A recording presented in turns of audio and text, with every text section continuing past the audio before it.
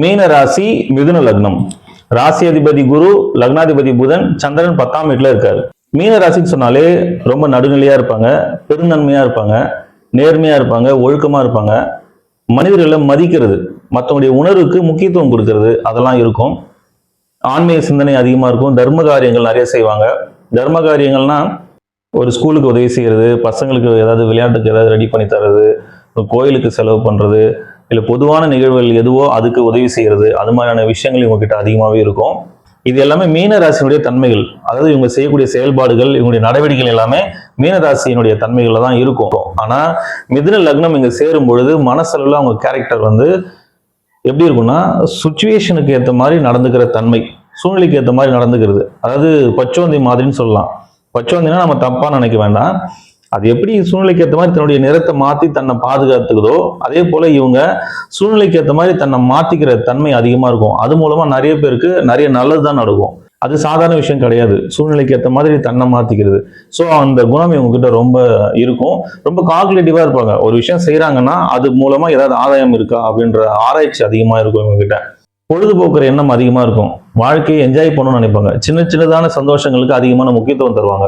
இவங்க என்ன செஞ்சாலுமே அதுக்கு பின்னாடி ஏதாவது ஒரு என்ஜாய்மெண்ட் இருக்கணும்னு எதிர்பார்ப்பாங்க. இது மனசளவில் அவங்களுக்கு இருக்கும். ஸோ பொதுவாக மீனராசி அப்படின்னு சொன்னாலே அவங்க சொல்லக்கூடிய முக்கியமான விஷயம் என்ன அப்படின்னா, அவங்க எந்த விஷயத்தையுமே பிளான் பண்ணி செய்ய மாட்டாங்க. அதாவது ஃபிக்ஸ் பண்ணி வச்சுக்க மாட்டாங்க, இதுதான் செய்ய போறோம் அப்படின்னு. ஒரு நிகழ்வு அப்படின்னா அதுக்கு ஒரு 4-5 பிளான் இவங்க வச்சிருப்பாங்க. சூழ்நிலைக்கு ஏற்ற மாதிரி எது தேவையோ அதை அப்ளை பண்ணுவாங்க. ஒருவேளை அந்த சூழலுக்கு இவங்களுடைய பிளான் எதுவுமே தேவையில்லைன்னா கூட அந்த நேரத்துக்கு எது தேவையோ செஞ்சுட்டு போயிடுவாங்க. அது மட்டும் இல்ல, கடைசி நேரத்துல கூட தன்னுடைய முடிவை மாத்திக்கக்கூடிய தன்மை இவங்க கிட்ட இருக்கும். அதனால இவங்களை யாரும் கணிக்க முடியாது என்ன செய்வாங்கன்னு. இப்போ இவங்க ஃப்ரெண்ட்ஸ் எல்லாருமே கும்பலா வெளியில பிளான் பண்ணிருக்காங்கன்னு வச்சுக்கோங்களேன். இவங்களுக்கு வெளியில சுத்தி பார்க்கறது மனசளவுல ரொம்ப பிடிக்கும். ஆனா கடைசி நேரத்துல கூட சரி நீங்க போயிட்டு வாங்க ஒரு சின்ன வேலைக்குன்னு சொல்லிட்டு வெளியில வந்துருவாங்க. ஸோ எந்த நேரத்துல என்ன முடிவு எடுப்பாங்கன்னே கணிக்கவே முடியாது இவங்கள. லக்னம், ராசி இது ரெண்டும் முதல்ல எப்படி வேலை செய்யுதுன்றதை நம்ம தெரிஞ்சுக்கலாம். இப்போது ஒரு குழந்தை பிறக்குதுன்னு வச்சுக்கோங்களேன். அந்த நேரத்தில் சூரியனுடைய கதிர்வீச்சு எந்த ராசியின் மேலே விழுந்துச்சோ அது லக்னம். ஸோ அந்த லக்னத்தை வச்சு தான் மற்ற கிரகங்களின் தன்மைகளை நம்ம ஆராய்ச்சி பண்ண முடியும்.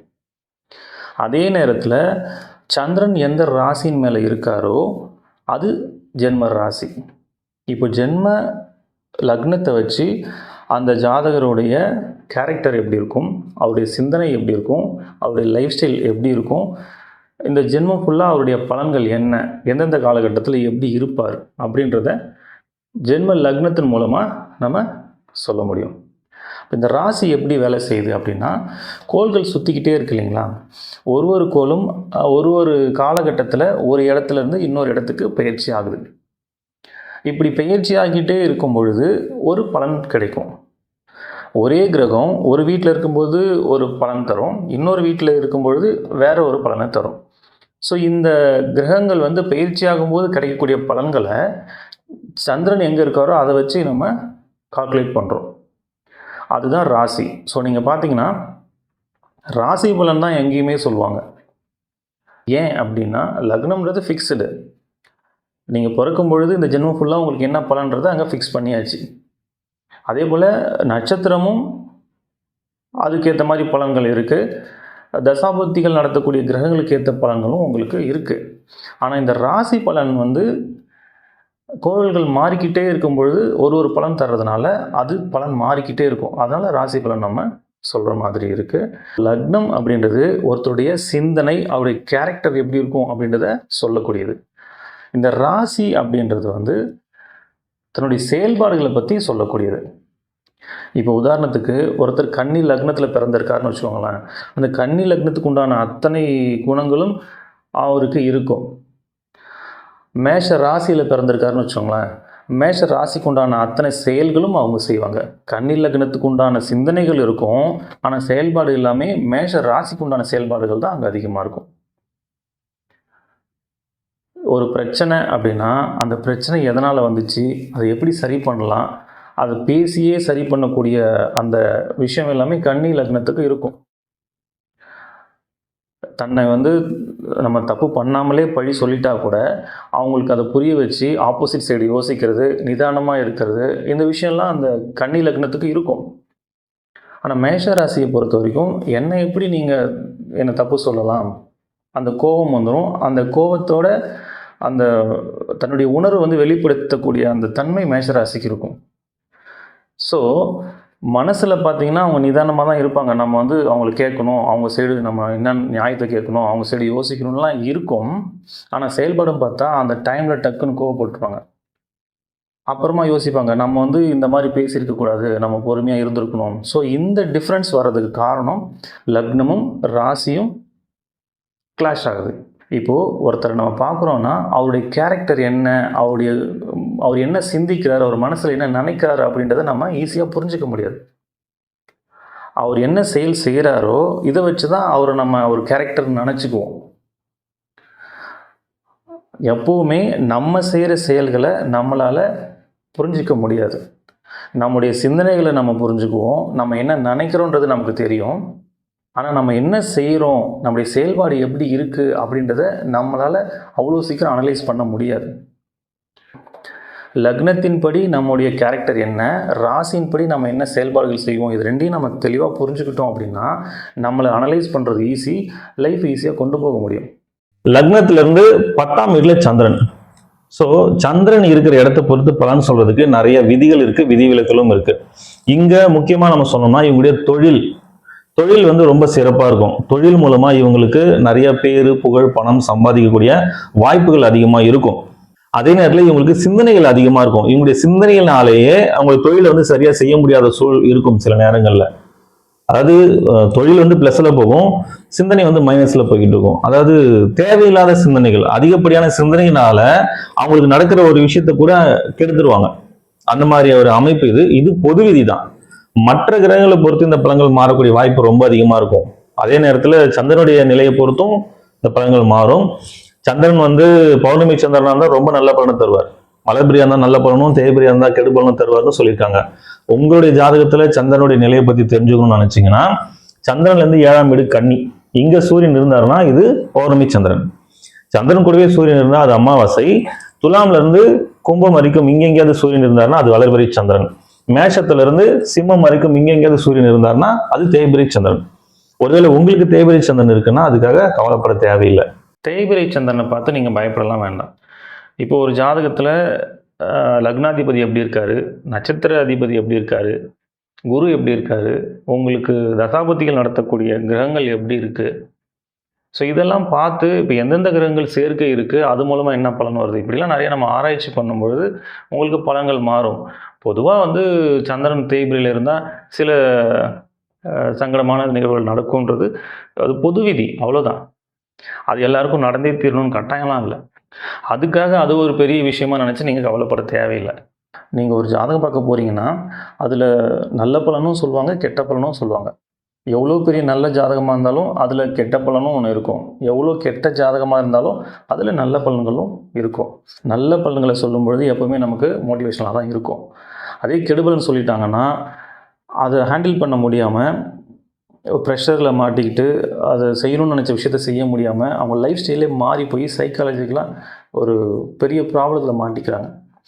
ஸோ இந்த நேரத்தில் நம்ம எப்படி ஹேண்டில் பண்ணணும், நமக்கு ஒரு கெடுபலன்னு சொல்லிட்டாங்கன்னா அதை நம்ம எப்படி ஹேண்டில் பண்ணணும், அதை முதல்ல நம்ம கற்றுக்கணும்.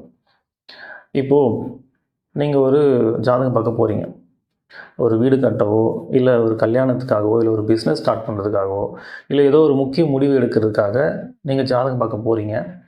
அவங்க வந்து உங்களுக்கு 2 வருஷம் நேரம் சரியில்லைன்னு சொல்லிட்டாங்கன்னு வச்சுக்கோங்களேன்.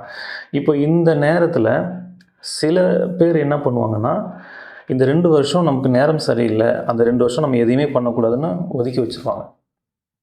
இன்னும் சில பேர் என்ன பண்ணுவாங்கன்னா, நேரம் சரியில்லை ஆனால் நம்ம செய்கிற விஷயத்த செய்யாமல் இருக்க முடியாது, நம்ம செஞ்சு தான் ஆகணும் அப்படின்னு சொல்லி பயந்துக்கிட்டே செஞ்சுருவாங்க. இன்னும் சில பேர் என்ன பண்ணுவாங்கன்னா, நேரம் சரியில்லைன்னா என்ன, நான் செய்கிறத செய்வேன் அப்படின்னு செய்வாங்க. ஸோ இந்த மாதிரியான மனநிலைகள் எல்லாமே ஒரு தவறான ஒரு முடிவை தான் ஏற்படுத்தும்.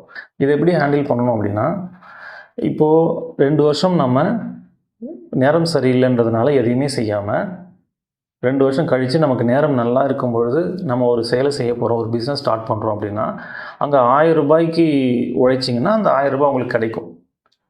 ஆனால் அந்த 2 வருஷம் சும்மா இல்லாமல் நீங்கள் உங்களுடைய உழைப்பை அதில் போடுறீங்க. 2 வருஷம் கழித்து உங்களுக்கு டைம் மாறுது அப்படின்னா, இந்த உழைப்பு நீங்கள் இதில் போடுறீங்க இல்லையா, அந்த உழைப்பு போடும் பொழுது 1000 ரூபாய்க்கு உழைப்பு போடுறீங்க, 10 ரூபாய் தான் கிடைக்கிது. அப்போ அந்த நேரம் மாறுற வரைக்கும் அதை நீங்கள் ரன் பண்ணி கொண்டு வரணும்ல. இப்போ 10 ரூபாய் தான் கிடைக்குதுன்னா உங்களால் அந்த பிஸ்னஸே ரன் பண்ண முடியாமல் அதை நம்ம ஷட் டவுன் பண்ணிட்டு போகிற மாதிரியான சூழல் உருவாகிடும்ல. அப்போ இது மாதிரி நம்ம செய்ய முடியாது. அப்போ என்ன செய்யணும்னா, இந்த 2 வருஷம் சும்மா இருக்க முடியாது. அதுக்கு நம்ம ஒரு பிஸ்னஸ் ஸ்டார்ட் பண்ண போகிறோன்னா அதில் பெருசாக பாதிப்பு ஏற்படாத மாதிரி நம்ம பரிகாரங்கள் பண்ணிக்கலாம். இப்போ பரிகாரம் பண்ணுறதுனால சுத்தமாக நமக்கு அது நஷ்டமே ஆகாதான்னா கண்டிப்பாக நஷ்டங்கள் இருக்கும். கெட்ட நேரத்தில் நமக்கு ஒரு கெட்டது நடக்கணும்னா அதை தவிர்க்கவே முடியாது. ஆனால் 1000 ரூபாய்க்கு நீங்கள் உழைக்கிறீங்க, 10 ரூபாய் தான் உங்களுக்கு கிடைக்குன்ற இடத்துல பரிகாரம் பண்ணிவிட்டு நீங்கள் அந்த விஷயத்தை செய்யும்பொழுது ஒரு 100 ரூபாய் கிடைக்கும். ஸோ அந்த நல்ல நேரம் வர்ற வரைக்கும் உங்களால் அதை ரன் பண்ணி கொண்டு போக முடியும். ஆனால் அதுக்கப்புறம் நீங்கள் உழைச்ச உழைப்பு இருக்கு இல்லையா, இங்கே நீங்கள் என்னென்ன உழைப்பெல்லாம் உங்களுக்கு வீணாக போச்சோ, எவ்வளோ நஷ்டமாச்சோ அதை விட பல மடங்கு இங்கே திரும்ப கிடைக்கும். இப்போ நிறைய பேர் நேரம் சரியில்லைன்ற ஒரு காரணத்தினால எதையுமே செய்யாமல் விட்டுறாங்க. ஸோ அந்த மாதிரி இருக்கக்கூடாதுன்றதுக்காக நான் சொல்கிறேன், நீங்கள் கட்டாயம் செய்யுங்க. அந்த உழைப்பு அந்த நேரத்தில் பலன் தரலனாலும் உங்களுக்கு நேரம் மாறும் பொழுது பல மடங்கு திரும்ப கிடைக்கும்.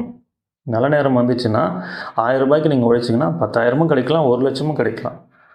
அதுக்கு நீங்கள் என்ன பண்ணியிருக்கணும், கெட்ட நேரமாக இருந்தால் கூட உங்களோட உழைப்பை மிஸ் பண்ணக்கூடாது. நீங்கள் எல்லா நாளும் அந்த உழைப்பை போட்டுக்கிட்டே இருக்கணும். அதுக்கு தான் சொன்னேன், வெறும் உழைப்பு மட்டும் நீங்கள் போடும் பொழுது அந்த நல்ல நேரம் வரைக்கும் அந்த பிஸ்னஸை கொண்டு போக முடியாமல் போகலாம். அதுக்கு தான் சின்ன சின்ன பரிகாரங்கள் பண்ணிக்கணும். பரிகாரம் பண்ணணும்னா பணம் செலவு பண்ணி தான் பண்ணணும், கட்டாயம்லாம் இல்லை. பணம் செலவு செய்யாமலே நிறைய பரிகாரங்கள் செய்ய முடியும். அது என்னன்றது நான் திரும்ப பின்னாடி சொல்கிறேன். ஸோ எவ்வளோ கெடுபலன்கள் நம்ம ஜாதகத்தில் இருந்தாலும் அதை சரி பண்ணுறதுக்கு ஆப்ஷன் ஒன்று இருக்குது. அதனால் நீங்கள் சந்திரன் தேய்பிரியாக இருக்கிறதுனால நமக்கு ஏதோ பெரிய பிரச்சனையாக இருக்குமோ அப்படின்னு பயப்பட வேணாம். அதனால் வரக்கூடிய பாதிப்புகளை நம்ம சரி செய்கிறதுக்கும் நம்மக்கிட்ட வாய்ப்புகள் இருக்கும். அந்த ஜாதகத்தில் பார்க்கும்பொழுது கண்டிப்பாக இருக்கும். அதனால் நீங்கள் பயப்பட வேண்டாம். இவங்களுக்கு வேலையை பற்றி சொல்லணும் அப்படின்னா, அவங்களுக்கு பெரும்பாலும் ஆசை அப்படின்னா கலை சம்பந்தப்பட்ட துறையில் வேலை செய்கிறதுக்கு ஆர்வம் ரொம்ப அதிகமாக இருக்கும். பேச்சு சம்பந்தப்பட்ட வேலை செய்கிறதுக்கான ஆர்வம் அதிகமாக இருக்கும்.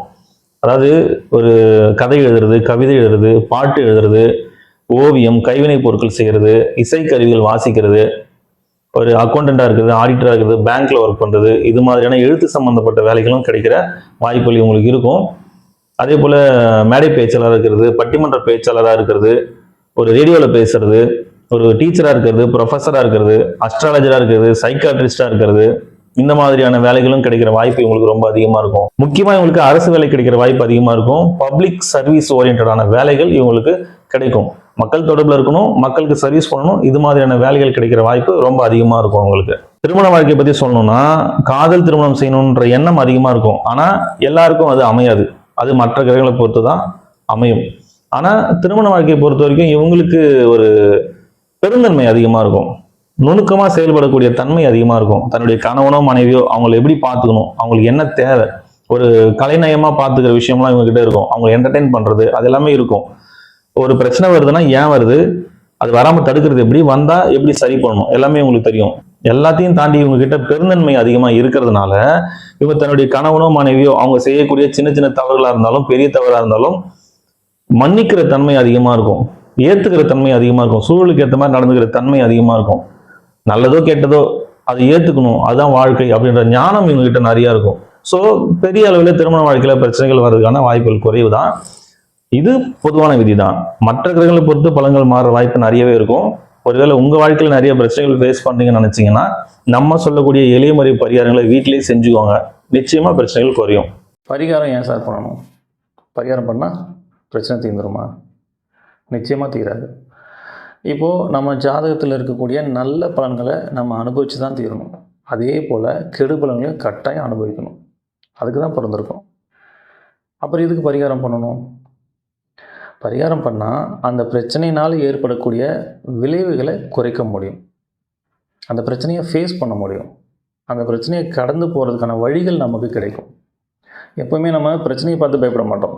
அந்த பிரச்சனையினால் ஏற்படக்கூடிய விளைவுகளை நினச்சி தான் நம்ம பயப்படுவோம். அந்த விளைவுகள் தான் நமக்கு சிரமத்தை கொடுக்கும். இப்போ உதாரணத்துக்கு இந்த உதாரணம் நான் நிறைய இடத்துல சொல்லியிருக்கேன். இருந்தாலும் எளிமையாக இருக்கிறதுனால நான் திரும்பவும் இதையே சொல்கிறேன். இப்போ நம்ம கீழே விழுந்துட்டோம் அப்படின்னா, கீழே விழுறோம் அப்படின்றது ஒரு பிரச்சனை தான். கீழே விழுந்தால் நமக்கு அடிபடாது, வலிக்காதுன்னா கீழே விழுறதை நினச்சி நம்ம ஏன் பயப்பட போகிறோம்? இப்போ கீழே விழுறது ஒரு நிகழ்வு, ஒரு பிரச்சனைன்னு வச்சுக்கலாம். ஆனால் அதனுடைய விளைவு எப்படி இருக்கலாம்? ஒன்றுமே நடக்காமல் நம்ம எழுந்துடலாம், இல்லை கை காலில் முறிவு ஏற்படலாம், இல்லை 6 மாதம் படுத்த படுக்கையாக இருக்கலாம், இல்லை உயிர் போகிற அளவுக்கு கூட பாதிப்பு ஏற்படலாம். அப்போது கீழே விழுறது ஒரு பிரச்சனை, ஆனால் அதோடைய விளைவுகள் மாறிக்கிட்டே இருக்கு இல்லையா? இப்போ நம்ம பரிகாரம் பண்ணுறதுனால என்ன நடக்கும்னா, அந்த கீழே விழுற பிரச்சனையை நம்ம தவிர்க்க முடியாது, ஆனால் அதனால் ஏற்படக்கூடிய பாதிப்பை நம்ம குறைக்க முடியும். நம்ம ஜாதகத்தில் பிரச்சனைகளை ஏற்படுத்தக்கூடிய கிரகங்களை சாந்தப்படுத்தவும், அதனுடைய வீரியத்தை குறைக்கவும் நம்ம செய்யக்கூடிய செயல்கள் அனைத்துமே பரிகாரம் தான். சரி, இந்த பரிகாரம் பணம் செலவு பண்ணி தான் பண்ணணுமா? பரிகாரம் பல வழிகளை நம்ம செய்ய முடியும். பணம் செலவு பண்ணி செய்கிறது எவ்வளோ வழிகள் இருக்குது. பணம் செலவு பண்ணாமல் நான் செய்யக்கூடிய நமக்கு வழிகள் நிறையா இருக்குது. என்னால் பெருசாக பொருள் செலவு பண்ண முடியாது, ஆனால் பரிகாரம் பண்ணணும்னு நினைக்கிறவங்களுக்கு நான் சொல்லக்கூடிய விஷயங்கள்லாம் நீங்கள் தாராளமாக ஃபாலோ பண்ணலாம். இது எந்த ராசிக்கும் எந்த நட்சத்திரத்துக்கும் பர்டிகுலராக நம்ம சொல்லலை. பொதுவாக யார் வேணாலும் செய்யக்கூடிய எளிமையான பரிகாரங்கள். முதல்ல சூரியனுக்கு சமர்ப்பணம் செய்யணும். தினமும் காலையில் குளிச்சுட்டு மொட்டை மாடியில் போய் நின்று, இல்லை வீட்டுக்கு வெளியில் போய் நின்று சூரியனை பார்த்து கையில் தண்ணி அள்ளி இப்படி கீழே கொட்டுங்க. சூரியனை பார்த்து இப்படி கீழே கொட்டுங்க. சமர்ப்பணம் சொல்லி செய்யுங்க. ஒவ்வொரு பௌர்ணமி அன்னைக்கும் திருவண்ணாமலைக்கு கிரிவலம் போயிட்டு வாங்க. பௌர்ணமி அன்னைக்கு போகிறதுக்கு எனக்கு வாய்ப்பு இல்லை சார் அப்படின்னா, வளர்பிறை டைமில் ஏதோ ஒரு நாள் நீங்கள் போயிட்டு வரலாம். இல்லை அப்போவும் என்னால் முடியாது, எனக்கு எப்போ டைம் கிடைக்குன்னே தெரியல அப்படின்னா, அட்லீஸ்ட் திருவண்ணாமலைக்கு போயிட்டு வாங்க. என்னால் திருவண்ணாமலைக்கு போகிற அளவுக்கு எனக்கு சுச்சுவேஷன் இல்லை சார் அப்படின்னா, நீங்கள் எங்கே இருக்கீங்களோ அங்கேயே நீங்கள் மொட்டை மாடியிலேருந்து சந்திரனுடைய ஒளியில் உங்களால் எவ்வளோ நேரம் இருக்க முடியுமோ இருக்கலாம் பௌர்ணமி அன்னைக்கு. அடுத்தது நவகிரகங்களை சுற்றுங்க. இந்த நவகிரகங்கள் சனிக்கிழமையில் சுற்றுறது சிறப்பு. ஏன் சனிக்கிழமையில் சுற்றணும் அப்படின்னா, ஒவ்வொரு நாளும் சூரியன் உதிக்கிற நேரத்தில் எந்த கிரகங்களுடைய கதிர்வீச்சு பூமி மேலே படுதோ அந்த கிரகத்தினுடைய ஆதிக்கம் அந்த நாளில் இருக்கும். அப்படி தான் நம்முடைய வாரங்கள் இருக்கும். தமிழ் வாரங்கள் 7 நாள் வருது இல்லைங்களா? 7 நாளுமே ஒரு கிரகத்தின் ஆதிக்கம் அங்கே அதிகமாக இருக்கும். அதுபோல் சனி பகவானுடைய ஆதிக்கம் சனிக்கிழமைகளில் அதிகமாக இருக்கும். சனி கிரகத்திலேருந்து வரக்கூடிய கதிர்வீச்சுகள் மூலமாக நமக்கு பலன்கள் கிடைக்கும். பூமியிலிருந்து சனி கிரகம் ரொம்ப தொலைவில் இருக்கிறதுனால இடைப்பட்ட தூரத்தில் இருக்கக்கூடிய கிரகங்கள் அதனுடைய கதிர்வீச்சையும் அதனுடைய பலன்களையும் நம்ம பெறக்கூடிய வாய்ப்புகள் சனிக்கிழமைகளில் அதிகமாக இருக்கும். அதனால் சனிக்கிழமைகளில் நம்ம நவகிரகங்களை சுற்றி வரணும். நவகிரகங்களை சுற்றும் பொழுது ஒரு கிரகத்தின் பேரை சொல்லி போற்றி சொல்லி சுற்றிட்டு வாங்க. சூரிய பகவானை போற்றி, சந்திர பகவானை போற்றி, செவ்வாய் பகவானை போற்றி, புத பகவானை போற்றி, குரு பகவானை போற்றி, சுக்கிர பகவானை போற்றி, சனி பகவானை போற்றி 7 சுற்று கிளாக் வைஸ் சுற்றணும். எதிர் திசையில் 2 சுற்று சுற்றணும். ராகு பகவானை போற்றி, கேது பகவானை போற்றி. சனிக்கிழமைகளில் நவகிரகங்களை சுற்றிட்டு வாங்க. வயசானவங்களை நீங்கள் ரோட்டில் ஆதரவு இல்லாமல் இருக்கிற வயசானவங்களை பார்த்தீங்கன்னா அவங்களுக்கு சாப்பாடு வாங்கி கொடுங்க. அவங்கள பார்க்கணுன்றதுக்காகவே நீங்கள் சாப்பாடு வாங்கிட்டு போய் கொடுத்தீங்கன்னா இன்னும் சிறப்பு. அவங்களுக்கு செஞ்சால் நமக்கு புண்ணியம் நினச்சி தயவு செஞ்சு செய்யாதீங்க. அவங்களுக்கு பசிக்கும், அவங்க பசி ஆற்றணும் அப்படின்ற எண்ணத்தில் நீங்கள் அந்த சாப்பாடை வாங்கி கொடுங்க.